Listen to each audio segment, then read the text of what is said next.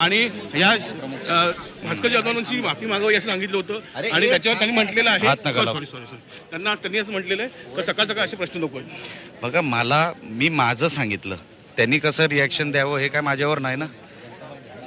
मला जे राणेसाहेब बोलले त्या हिशोबाने मी तो प्रस्ताव ठेवला. आता तो प्रस्ताव घ्यायचा की नाकारायचा हा त्यांच्यावर आहे. आणि मी काय रोज जाऊन त्यांच्यासमोर काय उभं राहणार नाही आहे ना.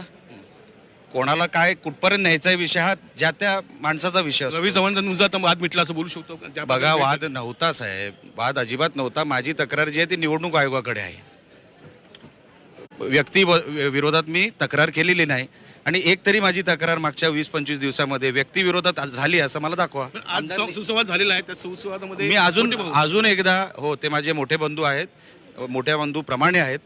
मी त्यांची वेळ घेणार आहे आणि सविस्तर त्यांच्याशी बोलणार आहे. चव्हाण आणि निलेश राणे यांची भेट टू द पॉईंट्समध्ये एक इच्छा प्रकट केली होती निलेश राणेंनी का मला माफी मागायची जाधवांची. आणि त्याच्यावरती भास्कर जाधवांनी म्हटलेलं आहे का सकाळ सकाळ निलेश राणेंचा विषय माझ्यासमोर नको.